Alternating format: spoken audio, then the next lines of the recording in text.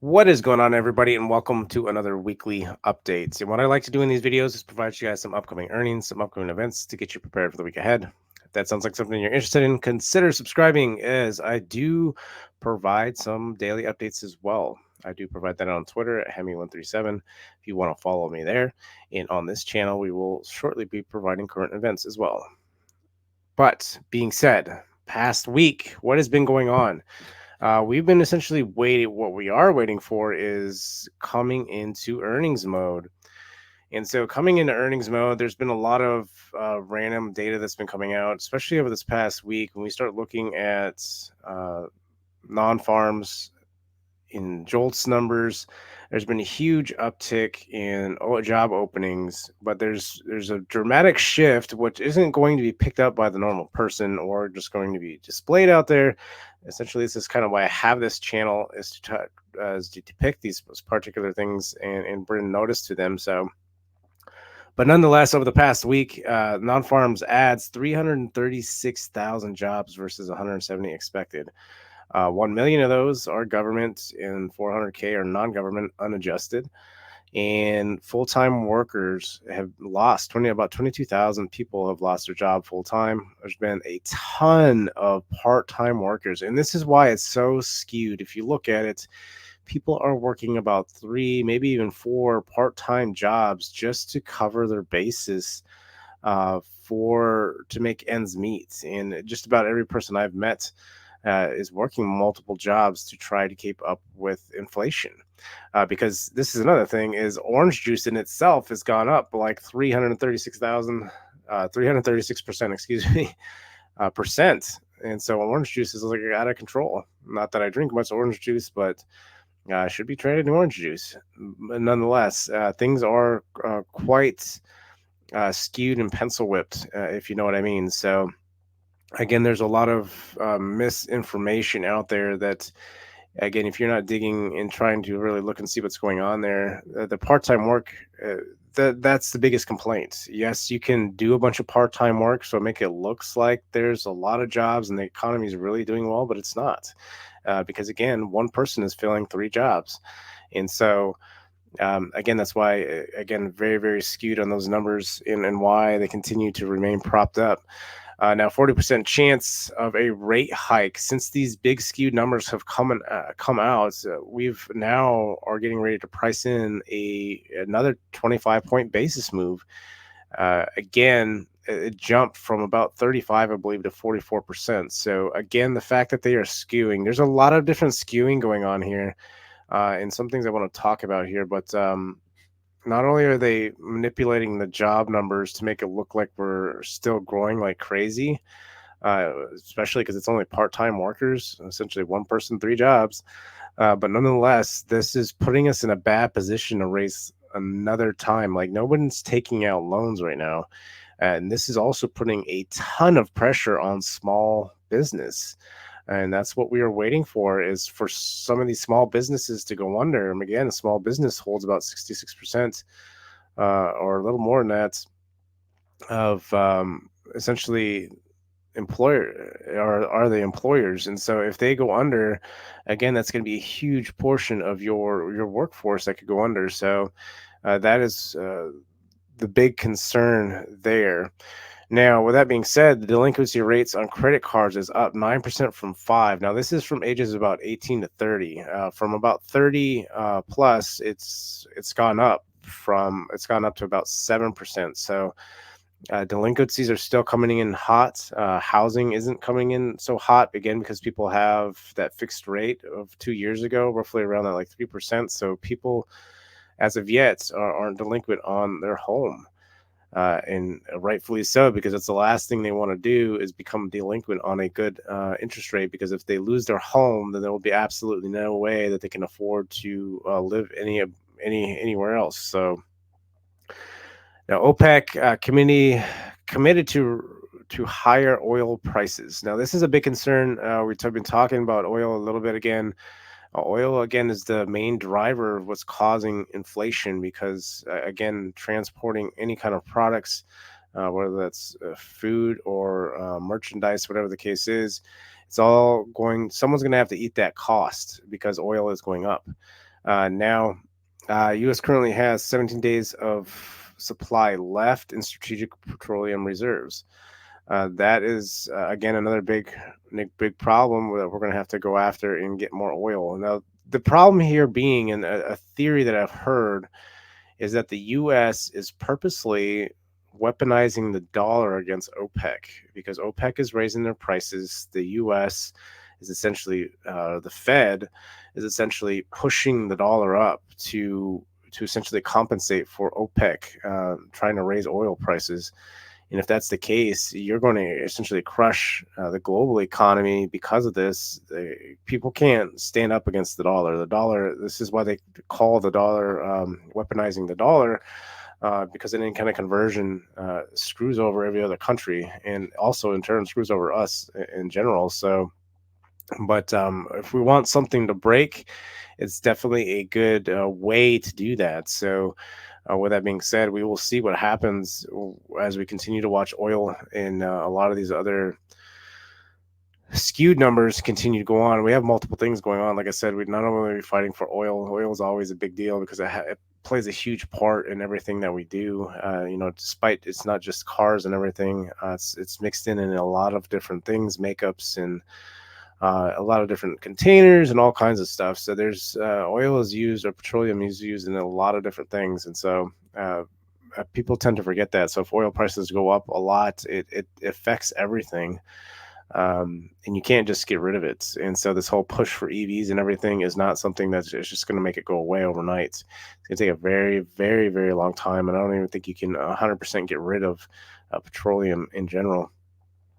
So with that being said, upcoming week events. Now, this is going to be a very big week. We got core PPI. This is something I've talked about. Now, core CPI typically is released on a Wednesday, and core PPI typically is released on essentially a Thursday or Friday. So again, they are adjusting schedule in case inflation gets very high, which is a strong possibility because oil is running up. And so this core is going to be very interesting because we have started to see an uptick in inflation, and we want to keep an eye on that to see if it continues to rise up. Again, they're talking about it being seasonal, but I guarantee you, if it jumps into the fours, the market is going to crap itself pretty much. And then on Friday, guess what? Then you have all the bank earnings. You have JPM, you have Wells Fargo, you got Citibank on Friday. So again, we have a very, very big week. And again, you're starting to see those price ins when we get down to the prices on individual stocks, because you are getting into earnings mode where you are seeing a decline in index moves. So again, very big week. Core CPI is definitely a huge impact this week. So you definitely want to be keeping an eye on that. Monetary policy is until the 1st. Again, we got core this week, and then the next one in November. And then again, like I just stated, you have PNC. You got a bunch of bank earnings on Friday.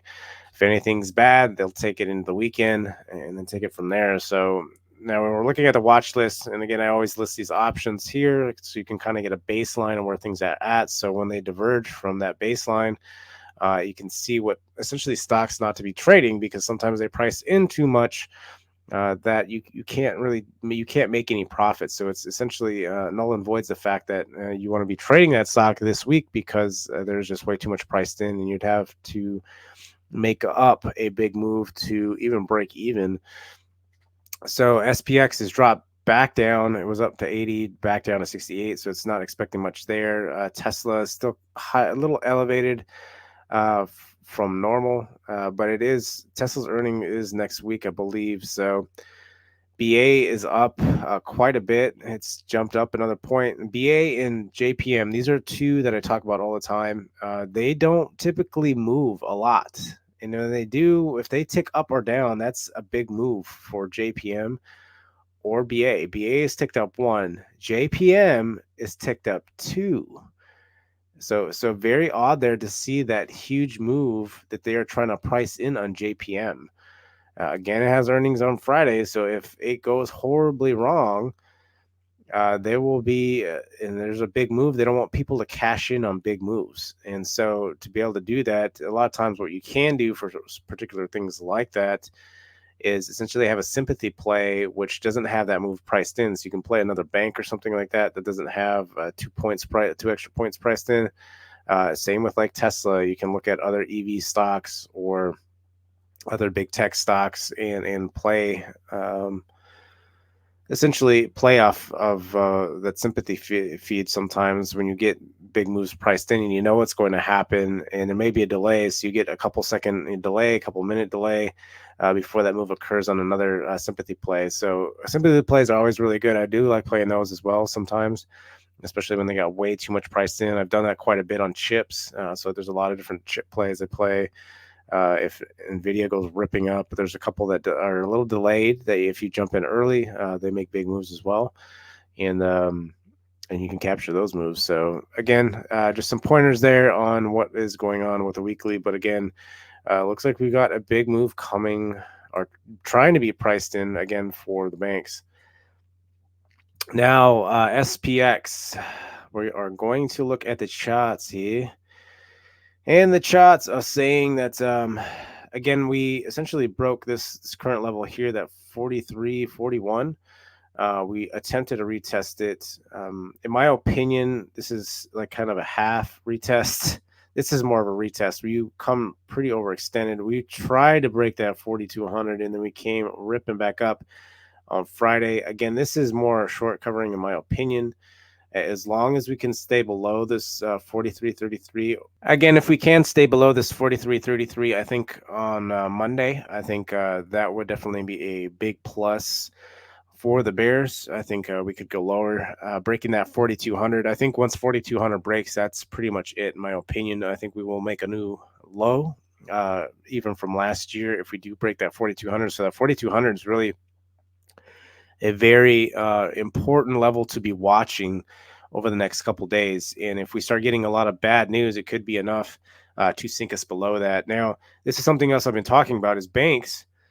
From this perspective, is they've been threatening to get downgraded because of essentially what they've been doing with what's going on with the debt ceiling, what's going on with the annual budget. These particular things are forcing the potentially cost of Moody's to potentially downgrading a lot of the top 10 banks. Now, is that going to happen this week, or is that going to happen in a couple of weeks from now when we lose some other banks? And I can almost guarantee, I would almost bet the fact that we will lose a couple more banks this go around. We've been losing banks, and essentially they've been kind of masking the fact that a lot of banks are insolvent, and essentially what's going to happen is they wait till the last minute to have to report, and then you lose another bank.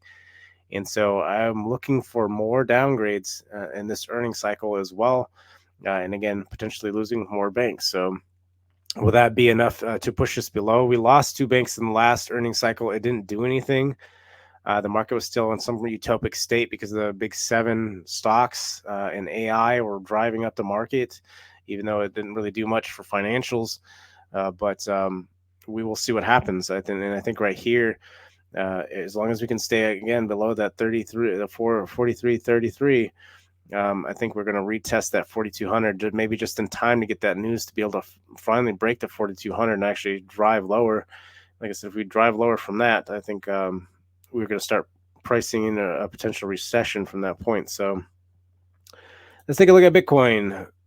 Bitcoin has been doing fairly well, and something I've talked about before is Bitcoin's been doing remarkably well, given a lot of the different things that have been going on. I think people are using it more as a hedge, despite the market falling apart in essentially the debt system that we are currently in. People are starting to reach out and get more into crypto. So we'll see what happens here. Ultimately, it's still kind of playing. The 25K mark is definitely a pretty solid floor for the most part. But if we do start pricing in a recession, it'll be interesting to watch if it holds that 25 or if we break and make a new low. Crypto is still very much tied to the market in general. So again, it'd be interesting to watch. I think we could potentially make another low here, and then from that point, I think it would recover. But as of right now, again, it's holding again extremely well. So we'll see what happens there.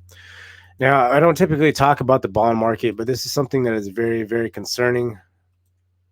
And the fact that we are touching around these lows that we haven't seen since like 2005, which is a huge concern because nobody wants bonds. No one wants American debt. And despite, China and Japan holding a lot of our debt, um, again, you can see this massive sell-off, and a lot of people have been buying bonds. People have been buying massive bonds in hopes to see this thing turn around, and it just isn't doing that. So, again, critical level, I think we could potentially see a bond market crash that has happened. I think it was back in 1987, and we had it was essentially, I think it was called Black Monday, where the market crashed dramatically. So I think it was about a 25% crash in a day, which is insane to think about. But it very well could happen. I think we need a crash. There's been Bloomberg is coming out multiple times. So I heard Bloomberg came out with this particular article matching the 1987 crash, I believe it was, and then also saying that we need a crash. We need a hard reset for this thing to stabilize, or it can't sustain itself.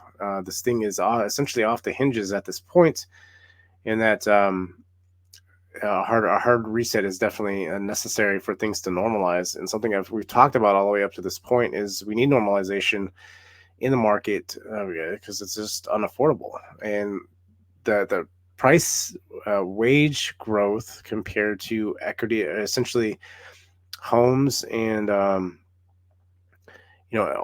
the other essential merchandise you're out there trying to buy or live this American lifestyle, is just it's unreachable at this point. And to be honest, I've seen, and to see the inflation grow throughout the years, and the fact that I was watching a video actually the other day as well about how this girl was talking about her parents, and how back in, I think it was the early 90s, they both were teachers, and they had a nice lake house. And I mean nice, like nowadays you try to buy that lake house, it would probably be close to $1 million. But as of right now, and that's off of a teacher's salary, two teachers' salary, and then saying that, right, and thinking what you can afford now, the unaffordability is at some crazy levels right now. And just getting a home loan is peaking over 8 now. And so there's a lot of issues with unaffordability right now. So again, you're going to need that hard reset, whether that's through the bonds, to be able to do that. Now, a bond reset would crash the market.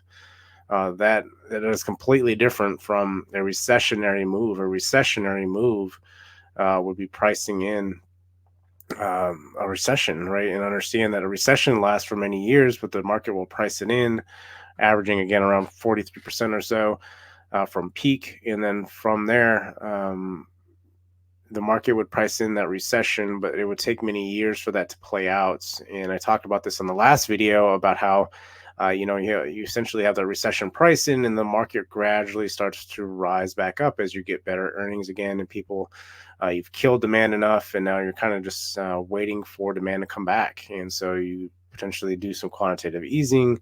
Now, this is like panic mode, and we can take this page out of China's book. Is you've seen what happens when the market crashes or implodes, and they are trying to recover, that they're trying to quantitative ease, and they can't get any spike in demand because people are worried and concerned of the current market state. And so even though they may be getting, you get checks in the mail for $1,000, it doesn't matter, because you're not willing to spend that because you don't know what's going on, and you lost maybe everything. Maybe you lost all your assets previous, because inflation was just chewing up everything. That you had to sell stuff, potentially even selling your home, and then at that point, you've continued to burn through that savings and that money you made from your home, and maybe you lost your job.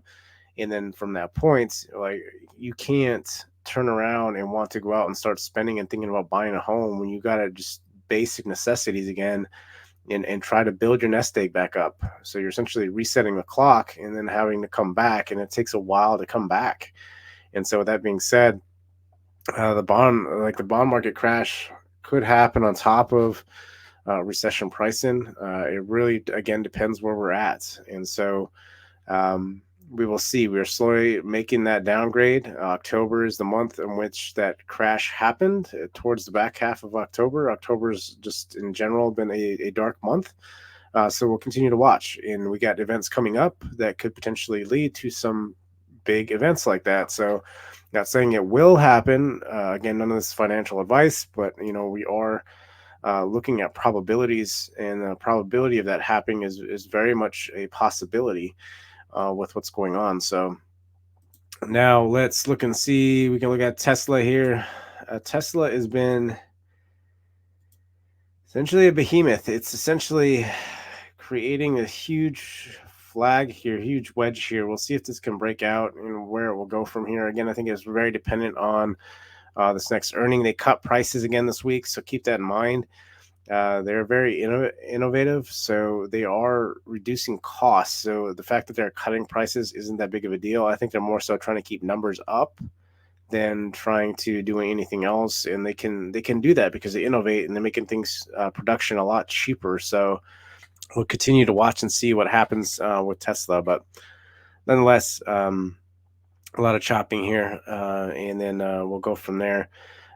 But leading into earnings, again, we got another week, so this thing could chop around. So we'll see if it stays within here by the time we hit this red line roughly, which will be earnings. So earnings will potentially rip us one way or another out of here.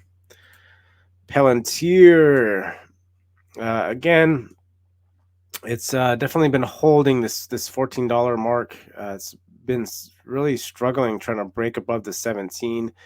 We'll see if it can do that this week or not. But again, something I definitely want to keep an eye on. I would really like this thing to come back down to 10. I don't know if that's a possibility, but if we price in a recession or we get a bond market crash, it definitely could at least get us down to 10. But tech did take a heck of a beating over the past year, as you can see back over here. So it's really dependent upon what happens with the recession pricing when all that stuff does play out. This thing could start running up, and then we have a reset, and it's not going to get us to this low again. We don't know if that's going to be true or not. So I will continue to watch and then go from there. And then we have BA. BA again breaking. This thing is just buttering. It's going straight down after all this time where it was just chopping and chopping and chopping. Finally breaks out only to start selling off heavy. Now you have to understand, I bring BA up because it's a huge value play, and the fact that it's just gone straight down is a big problem.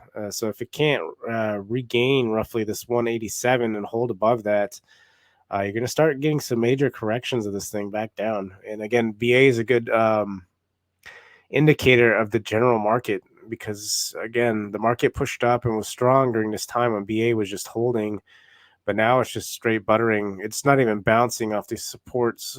So it's, again, quite concerning what's going on with BA, especially if you're having any kind of bullish stance on the market. You want BA to at least chop like this. If it's not chopping and just buttering through supports, that's definitely not a good sign. And then JPM, it's as of right now holding very well. We can look at some of the banks here, but JPM is the only one holding. Again, this is like the number one bank. They also absorbed First Republic, which they shouldn't be able to because they already own a huge portion of the banks.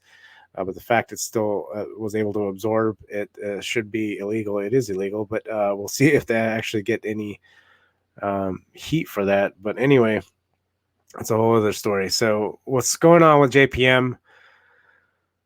We'll have to see if it can again hold this 140. If it can't, if it breaks back down and this just like BA did, it could be a huge problem going into the next couple days. So we'll have to see how it does play out. And then go from there. But if you look at some of these other banks like JS, Goldman Sachs, they are Uh, they've been getting obliterated for a while. They've been playing kind of very wonky range here, but they are playing kind of a range, essentially roughly around that 300 to just above that 350 mark. So again, if it starts selling off a lot, could be a big problem concern. I think banks will get corrected pretty heavy.